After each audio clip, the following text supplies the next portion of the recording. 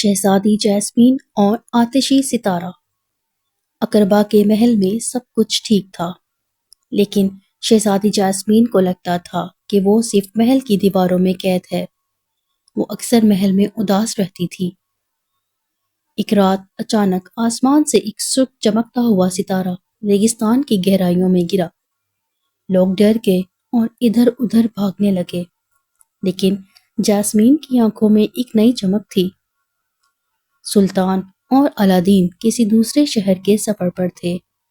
Jasmine نے موقع دیکھا، اپنے پرانے کپڑے پہنے اور اپنے وفادار شیر راجہ کے ساتھ محل سے نکل پڑی۔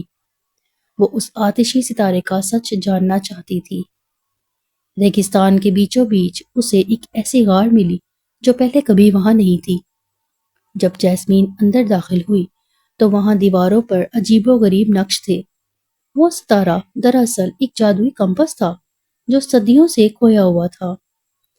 وہاں پہلے سے ایک مکار عورت زالہ موجود تھی جو اس کمپس کو حاصل کر کے اقربا پر قبضہ کرنا چاہتی تھی۔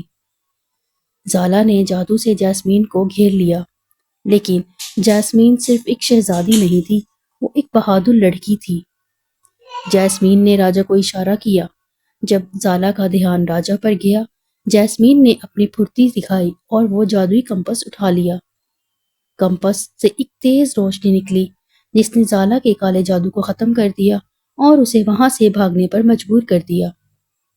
جیسمین صبح ہونے سے پہلے محل واپس پہنچ گئی۔ اس نے وہ کمپس سلطان کو نہیں دیا، بلکہ اسے محل کے ایک پرانے حصے میں محفوظ کر دیا تاکہ وہ ہمیشہ اقربا کی حفاظت کر سکے۔